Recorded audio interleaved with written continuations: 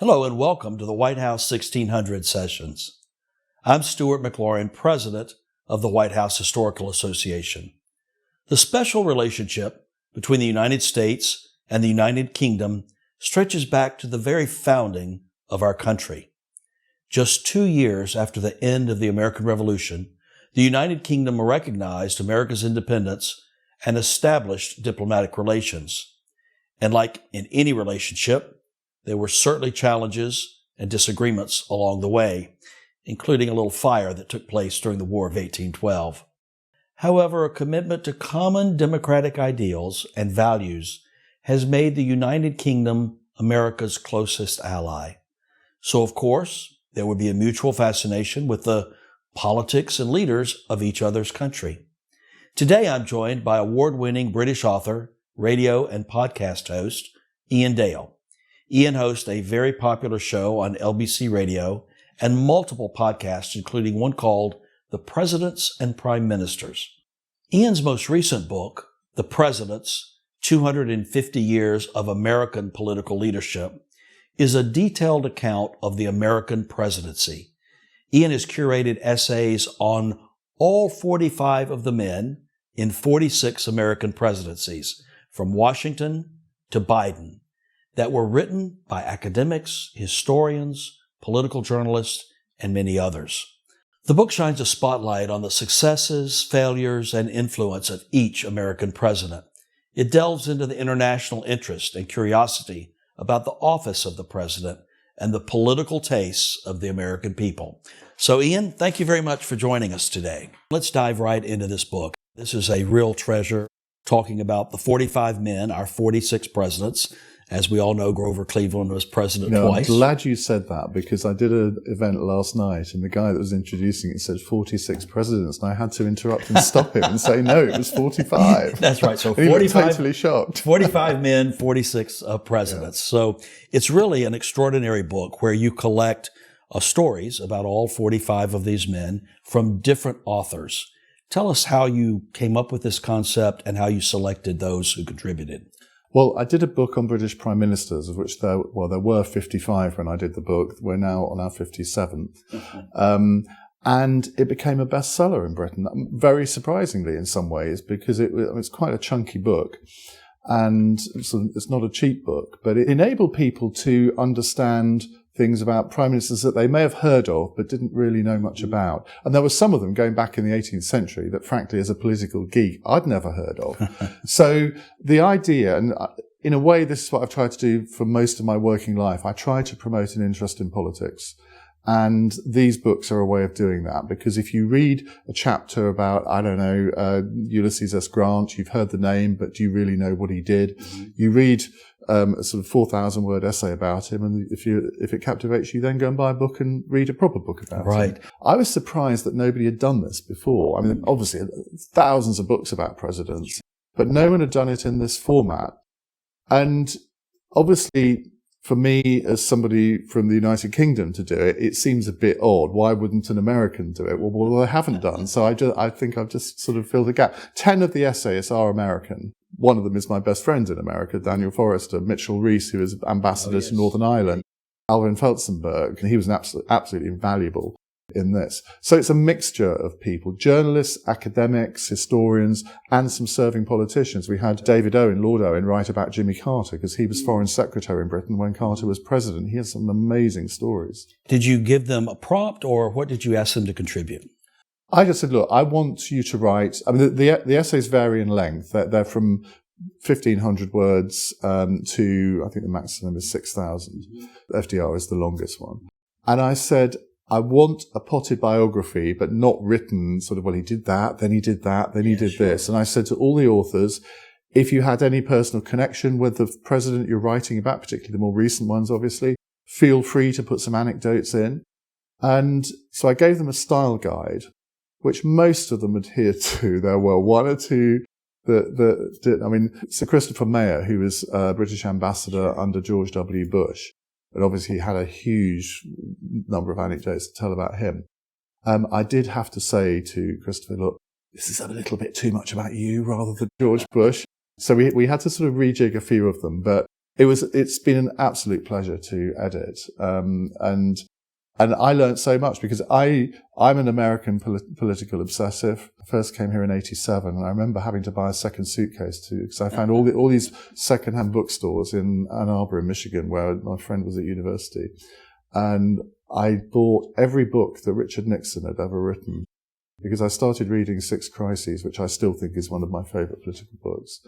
And so I got all of the others, and I have a bit of a revisionist view of Richard Nixon, I have to say. It doesn't go down well with everybody. What is this fixation that we have with each other's countries and leadership? We fought a revolution to get away from the monarchy, and yet Americans are completely fixated on the monarchy. And you, as a British citizen, are fascinated by the American presidency, as I know many are. What is this, I guess, a dimension of the special relationship? And I want to talk more about that, but what is it about this mutual interest? Well, we have such a long history and we speak the same language. I think that's actually the most important thing. A lot of our popular culture comes from America. Most of our movies that we watch come from America. So we ought to be more interested in a lot of European countries, but we've always sort of gravitated towards the States. And I think certainly since the Second World War, have seen as a bit of a bridge between the United States and Europe. I mean, I think those relationships are changing now, but we may talk about that a little bit later.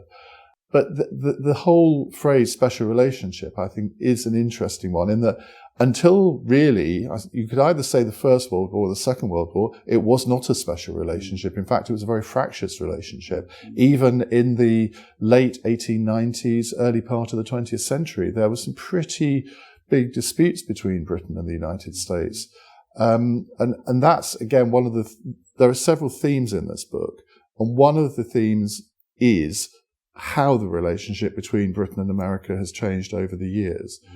Look, politics is all about personalities. And in the end, it depends who's in office in Britain and who's in office here as to how close the relationship is. We know that Margaret Thatcher and Ronald Reagan were very close, so they had their differences as well. But Lyndon Johnson and Harold Wilson, who was British Prime Minister then, not so close, mainly because Wilson wouldn't send troops to Vietnam. And Lyndon Johnson didn't take very kindly to that. Edward Heath and Richard Nixon couldn't stand each other. They were two similar personalities, but they just rubbed along very, very badly. And so I think that the personal relationships, which we don't go into, there are plenty of books about the relationship between Britain and America, so we don't go into the personal relationships too much. But I think any Brit reading this will have a much better understanding of American history and sort of what the revolution was all about, what the burning of the White House, sorry to mention that, given that it's just over the road I'm there. to make sure we frisk you for matches. Yeah, exactly. And there's just so many fascinating aspects of American history that, I mean, I didn't know about, even though I thought I was reasonably well informed. Well, we are an education organization. We teach and tell the stories about the White House and its history going back to 1792 when George Washington selected that plot of land. But 1792 is recent history compared to British history, for example. Do you feel the youth of America in writing about our presidents compared to the rich, deep, long history of Britain? I think that there are huge similarities in a way. You look at the founding fathers, several of whom obviously feature in the book, and you think these were truly great men. And for us, 250 years on from that, or roughly, to still abide by a lot of the principles. I mean, it's a bit like the Bible in a way, isn't it? Where there are so many teachings that the Bible has that are relevant to modern society. Now, there are, should we say, plenty that aren't, and they become apparent over time. And the weaknesses of the initial constitution become apparent, so you amend it, but in a way that they said, using the structures that they set down all those years ago. So that there are principles that endure, and I think it's the same in Britain. And my next book is about kings and queens, going back not just to 1066 and William the Conqueror, but to Alfred the Great, the first English king in 886. And I didn't know anything about the Saxon kings before I started editing the book. But there are so many different aspects of their rule, which we still abide by today, sort of all these centuries later. Well, this has so much rich and wonderful material. It reads almost like a textbook. Well, don't say that. No, I don't mean in a boring way, but there's so much that you can learn about each individual and about our country as well, and the evolution and the threats to democracy along the way. How do you think from this volume and what Brits might learn about American presidents that would make them see our country differently or learn more about them, not just individually, biographically, but what will they learn differently about America from this volume? I think that one of the takeaways from this book is that people understand Black Lives Matter more, which you might think is a bit odd, but the whole theme of race and slavery permeates virtually every chapter, going right up to the current day. And I think from a British point of view, trying to understand the concept of every citizen being treated equally, as Jefferson said, and yet Washington was a slave owner. I think Jefferson was a slave owner. Yeah. How you reconcile those two things, I don't know. And we learn about slavery possibly not enough in our sort of history curriculum. But the thing that we learn is that we were the first to abolish it, because that was a good thing. We don't learn necessarily about all of the bad things, whether it's in America or whether in Britain. And I think that is the second theme that really goes right through the book. And I think that is why when Black Lives Matter really sort of came to the fore after the murder of George Floyd, I think a lot of people in Britain didn't quite understand why it was such a big thing. Mm-hmm. But I hope from reading this book they will, because there are lots of presidencies where you think that things were progressing. And obviously Lincoln, who I think by common consent is either the top of the presidents or in the top three, but I think most people put him at the top. And then everything was frittered away under Andrew Johnson in a way, and you had the sort of Jim Crow stuff sort of going like for 100 years, and you think, well, how can that have been? And some presidents that we revere now, you look back at some of the things that they did, particularly on the slavery issue, and you think, well, that just does not compute to a modern day political analyst.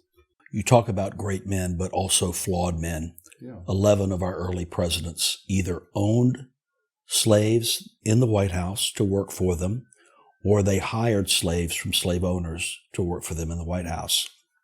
I think most Americans would be stunned to know that, to learn that, as well as Brits.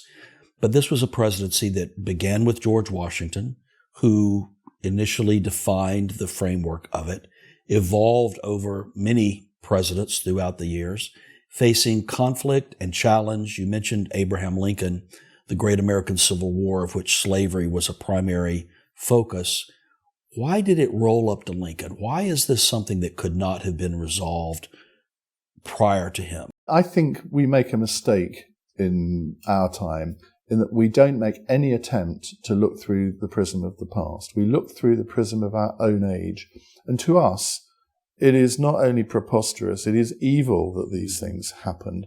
But we are looking at it through the eyes of a modern liberal democracy where everybody, whatever their skin colour, whatever their religion, is seen as an equal citizen. Mm-hmm. That was not the case in those days. And with all the sort of cancel culture that's going on in your country and my country at the moment, in large part it is happening because we are not willing to try to see it through the eyes of those who were there at the time. There is a wonderful TV series called Outlander. I don't know if you've heard of it.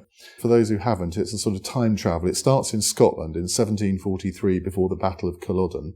And I think series 5 or 6, they get to pre-revolutionary America.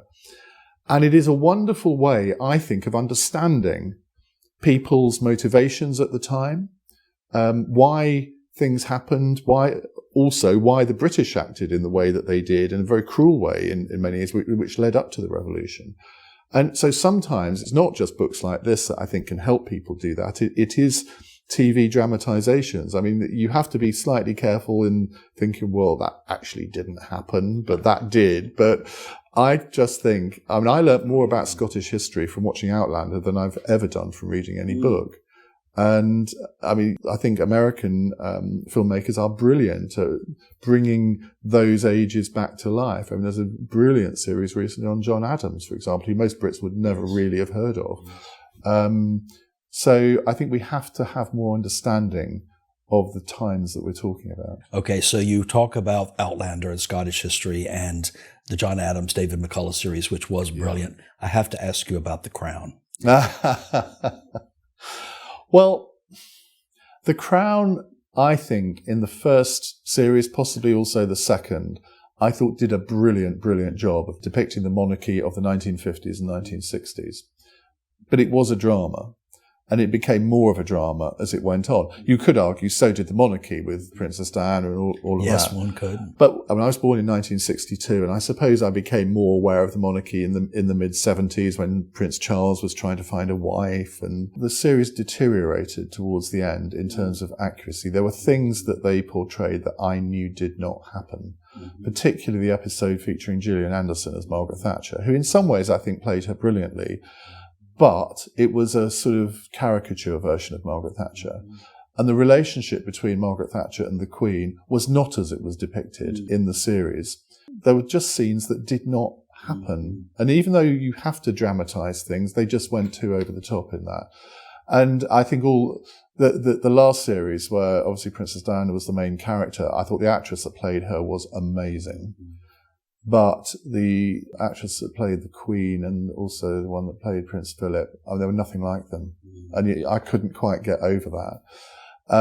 But I think it was a good watch. Well, I think these television series, West Wing here in America, really drew a lot of Americans into understanding more about, and it drove me crazy because the West Wing itself is nothing like all of these big offices and things that you see on the television show. But it drew Americans' interest into the presidency and into the White House, which was a good thing. We recently were captivated by Queen Elizabeth's funeral on television, and Americans watched it by the hundreds of thousands, if not millions. And the reference was made to the number of prime ministers that she had worked with, but also American presidents. Who do you think were her favorite American presidents? Well, I think I know the answer to that question. It was certainly Ronald Reagan and Barack Obama. And as I say, all international diplomacy is about personal relationships.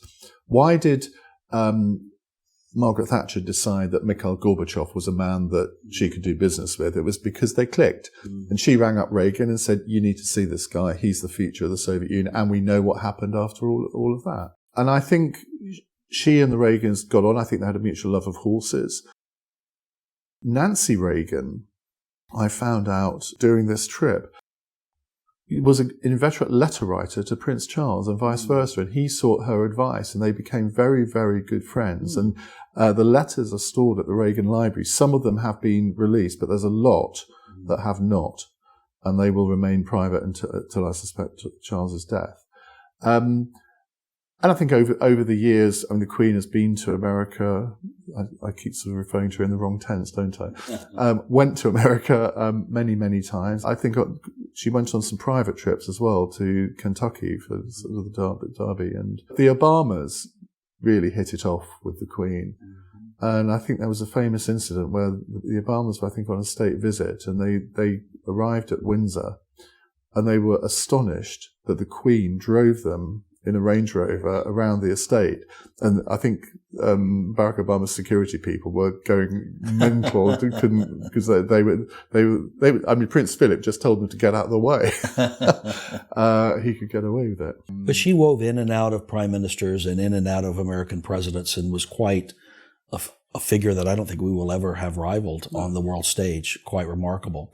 Well, these American presidents, 45 different characters, some you could say were men for their time and place and may not have been a great president in another time.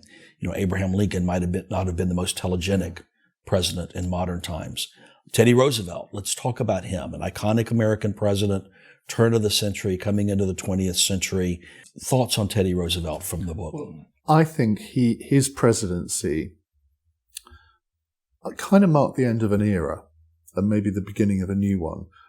I think that the group of presidents, all the ones that came after Andrew Johnson, many of whom people don't really remember. The one I found most interesting there was Chester A. Arthur. I thought, really interesting character.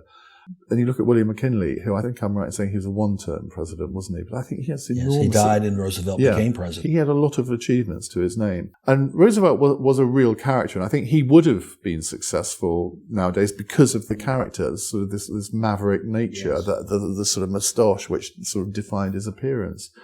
And I think he kind of missed out on being one of the great presidents, but he was an innovator. And I think that presidents who sort of do different things, sort of start projects which nobody else had ever thought of, which he certainly did, I think we should judge them sort of very highly. But would you say he was in the top 5? I don't think many people would. Yeah, I think he's one whose popularity remains on the rise. In fact, there's a major presidential library going up for him in North Dakota, which is realizing a great success. And you mentioned the Reagan Library and the Roosevelt Library I just mentioned. These are extraordinary, wonderful outposts of American education, presidential education, civics education across the country, unique to our country. Yeah. Tell us about, do you have an envy of that? Do you wish your prime ministers had a similar? I absolutely do, because I think there is a reverence for the office of the president in this country, which we just don't have in Britain. That you don't ever talk about the office of prime minister in those terms. And there is a general, whoever holds the office of president does command respect from people. Now, I think that has been slightly eroded in recent years, if I can put it diplomatically. But I wish we had that. And I'm part of a project to try and create a Margaret Thatcher library along the lines of the libraries that you have. And I visited 3, and my ambition is to visit all of them. I remember in 1994 visiting the Nixon Library in Yorba Linda. And I expected to stay there for a couple of hours. I spent the whole afternoon and then went back the next day and spent the next day there as well. Absolutely fascinating. And then I went to the Reagan Library in Simi Valley, which had only just been built. It was literally been open for maybe a year. What a position that's in. I mean, an idyllic setting, and it has continued to grow and evolve. Yeah. And the Nixon Library just had a major renovation. So these are not static places. They continue to evolve in ways of teaching and showcasing elements of the presidency they feature. Just talk about JFK, an iconic president, a presidency cut short. Our founder was First Lady Jacqueline Kennedy, who began our organization in 1961. And, we're so grateful for her because what she put in place for conservation, preservation, and restoration of the White House is still what manages that at the White House today. And she got some flack for it at the time, didn't she?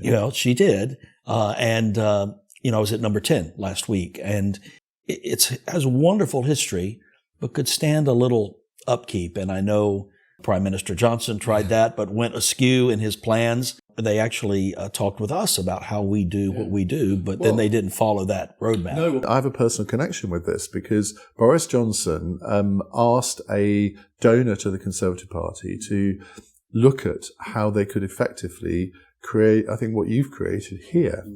And this is a member of the House of Lords, and he rang me up. He said, look, we want to do this. We want to have a website and a shop. I know you know about these things. Yes. And in the end, he said, would I be interested in being a trustee of it? And I said, yes, I would. And I suggested some other people, cross-party, that could be part of it as well. But it all fell apart when the newspapers sort of heard that this donor had lent him money or given him money to renovate the Downing Street flat. Now, I thought that was a good thing because it didn't cost the taxpayer anything. But that's not the way the British media see Well, these I think things. The differential with us is we handle the state rooms, the public rooms, what is seen by another head of state when they come in, and then upstairs in the residence is left to the individual president. And I think that's where that went askew a bit. But we do have a wonderful model, and I think for others to emulate that would be a great thing because there's so much history at number 10, and then Buckingham Palace is a completely different consideration. Well, it is, but they have something in common in that they have seen better days from a decorative point of view. And I remember going to a reception at number 11 Downing Street, the residence of the Chancellor of the Exchequer, and so just looking around the floor and thinking, oh my God, this needs some money spent on it. It's not. And when you have foreign heads of state coming to visit, you kind of want the place to look the part, don't you? I mean, And it's not as if, I mean, in terms of public expenditure, it's not going to break the bank to spend a bit of money on Number 10, but the newspapers just sort of every time there's any suggestion that any money is spent, oh, well, that should be spent on hospital. Well, the White House, and that's a wonderful thing when you go into the state floors and the public rooms, everything you see is funded by a nonprofit, nonpartisan organization, not the federal government here in our country. And each president that we have now worked with, starting with Kennedy, now 12 presidents later, up through President Biden in the modern American presidency, they each leave their mark. They each do something that contributes to that home, just like they do something that contributes to the presidency and the legacy of the presidency. We mentioned John F. Kennedy, and I think he's an important presidency that pivots into the modern era of television and global visual awareness of what the American president looks like and what he's doing. How do you think television has impacted the American presidency, and both in the coverage of a president and in the critique of a president? Well, if you look at the number of movies, of television programs that feature fictional presidents, I mean, far more than I think in any other country, you can see the impact of television on the presidency. You look at Martin Sheen, played Josiah Bartlet in West Wing. I mean, a lot of Americans would have quite happily have had him as president. And I think it's the same with a lot of them. I can't remember his name now, the one in Independence Day. You think, yeah, he'd make a great president. My favourite movie of all time. I mean, you could argue that Kennedy won the 1960 election because of television. And that was really, I think, the first television election in the sense that there were really professional campaign commercials, which, I mean, there had been. I mean, Eisenhower, remember the famous "I like Ike, everybody likes Ike." But I mean, it took on a whole new meaning in the 1960s. And of course, we in Britain then kind of followed that lead. We don't have campaign commercials, but we have party political broadcasts. And over the years, they started to emulate American campaign commercials. In fact, back in 1998, I remember compiling 2 videos, one of British campaign commercials and one of American campaign commercials, and they were like quite massive sellers, actually, believe it or not. Kind of like the Super Bowl commercials. Yeah. So, I mean, Kennedy knew how to use television. And the sad thing nowadays, I think both in Britain and America, is that there are politicians in Britain like Clement Attlee, who was the post-war Prime Minister, succeeded Churchill. He was, I think, along with Margaret Thatcher, a transformational Prime Minister. He would never stand a chance of being elected to Parliament today. But in the 1950 election, he was driven around the country by his wife. There was a famous occasion when he'd come back from a foreign trip and was met at the airport, walked down the steps of the plane, and a reporter thrust a microphone at him and said, "Prime Minister, is there anything you'd like to tell us?" And the Prime Minister replied, "No, I don't think so." And I mean, that was just a different age. And now the Prime Minister is on television virtually every day, far too much in my view. And then you sort of go on. I mean, Johnson, I think, was a great media performer in many ways, sort of played up to a caricature of himself in some ways. And then, of course, the ultimate one, Reagan, and then Obama. And I think you can, I mean, Clinton was also a master of television. And you can sometimes measure, I think, the success of a politician by how they manage the media. There are lots of qualities that a good president or a good prime minister needs. But nowadays, mastering the media is definitely one of them. And I mean, Trump, in a way, was great at that as well, in his own unique way. And I mean, I suspect over the next 50 years, there will be dozens of books written about Trump and the media. I mean, there already have been some. I mean, I've read a couple of them. I mean, Joe Biden is very different. Biden, I don't think, has that kind of mastery of the media. But if you look at his recent trip to Ukraine, I mean, that was brilliantly handled. It was a masterful moment. Absolutely. I mean, I think that will go down in history alongside Reagan's tear down this wall, Mr. Gorbachev. So credit to Biden for that. Let's talk briefly about elections and the differential in the systems. Our elections seem to last forever. In fact, we're just gearing up to our 24th presidential election. Next year, this time, we'll be deep in a year's worth of primaries and caucuses and conventions. Not so in Britain. Things can happen pretty quickly and pivot pretty quickly. In your view, the pros and the cons of the two systems? Well, we're gearing up for a possible November 24 election as well. I mean, it literally could be in the same week, in theory. I mean, there are pros and cons in both systems. I think that the pro in the American system is that you are voting for one of two people. Mm-hmm. Now, in Britain, ostensibly, you're voting for your local candidate. We've had quite a few elections over the recent years. Unlike when I was growing up, I mean, there were two elections in one year in 1974 because Howard Wilson didn't get a majority, but generally they occurred every 4 or 5 years. Mm-hmm. And it was within the power of the Prime Minister to call the election, or the timing of it. Now that changed in 2010 when David Cameron came in and he introduced the Fixed Term Parliaments Act, whereby you would know exactly what the date would be, just as you do here. But there was a way of getting around that. And of course, if you provide a way of getting around something, people get around it. So we had an election in 2015, 2017, and 2019. And that is fairly unusual. It did happen in the 1830s. There were 3 elections in 3 years. But it's unusual in modern times. Now, it means you can get rid of a government more easily. And sometimes that's a good thing, depending on your political point of view, I suppose. And it allows a prime minister to rub a stamp if they've got a major initiative. They can say, well, I need the endorsement of the electorate for this. So in 2019, Boris Johnson wanted an election to endorse the Brexit deal that he'd done with the European Union. And he got a massive majority after it. And people voted for him who had never voted Conservative in their lives before.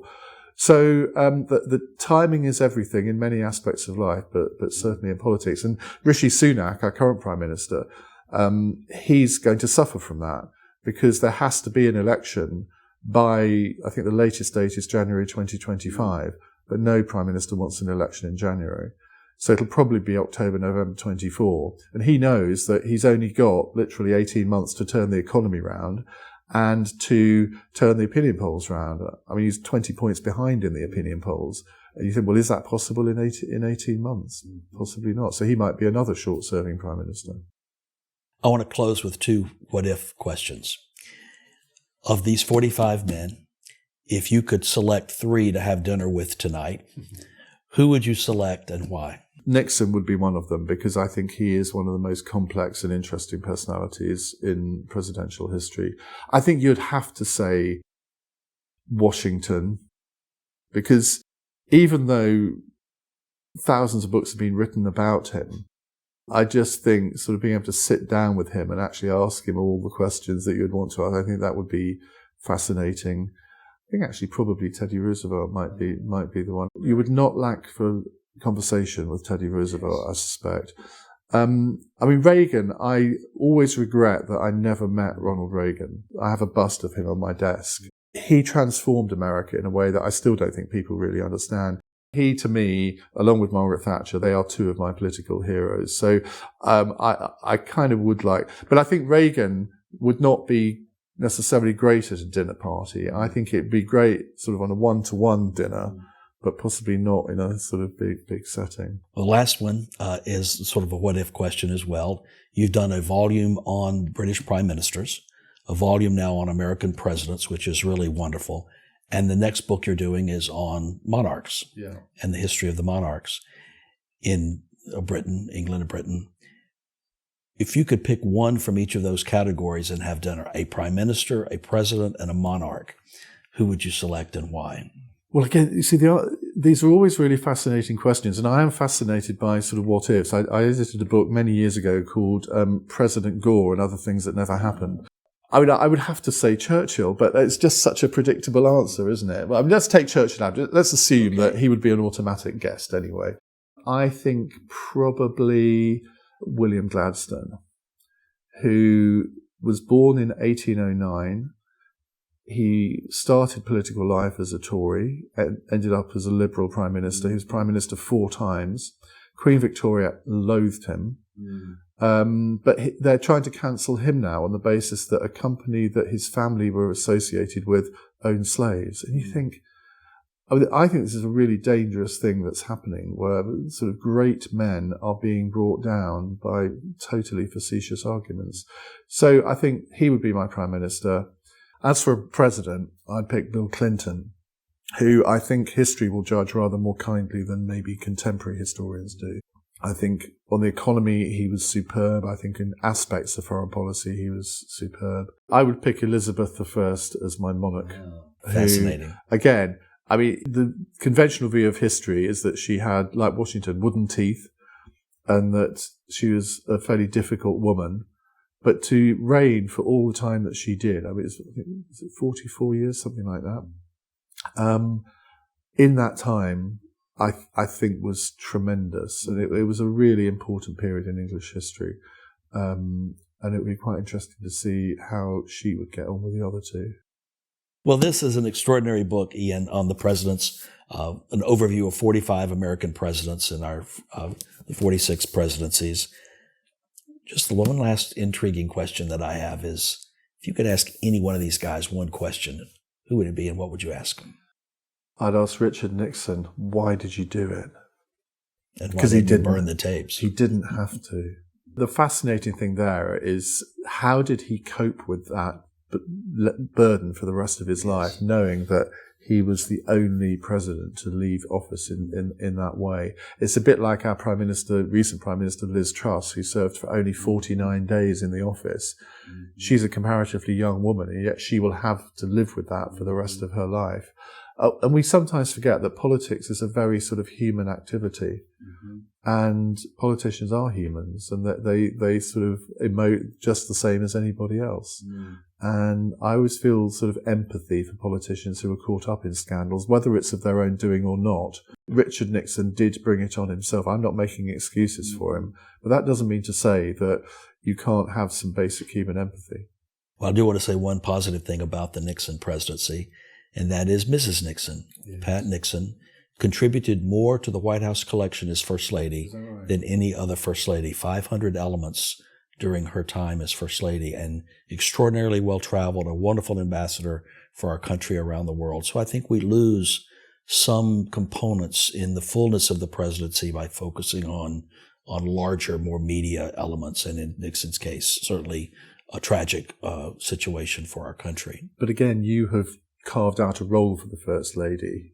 We haven't done that. The Prime Minister's wife or husband, in Margaret Thatcher's case, and Theresa May's, and Liz Truss's. I mean, nobody really knows. They're sort of almost an inconvenience. And yet you think of the characters who's been First Lady. I mean, Barbara Bush. If you would ask me who's my favourite First Lady, it would be Barbara Bush. Well, there's another book for you, American First Ladies. Somebody else has already done that, and I can't call somebody with I can't remember his surname. And I don't think anybody could beat those books, because they were fantastic.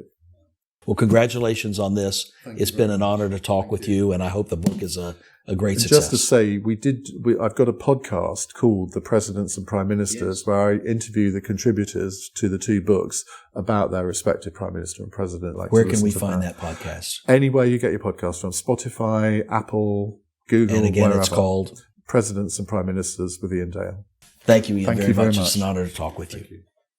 Thank you all for listening and watching today. I've had the great privilege to bring you stories like the one here today since the program began in 2017. You can listen to the dozens of interviews I've done over the years on your favorite podcast provider, or you can watch them on YouTube. Be sure to subscribe so that you never miss an episode. All of us here at the White House Historical Association, thank you for your support. When you become an association member, or when you purchase a book or an official White House Christmas ornament, you are helping to fund our education mission through teacher programming, publishing, and even this podcast. You can learn more about our work as a nonprofit, nonpartisan organization by going to our website, whitehousehistory.org. Thank you very much.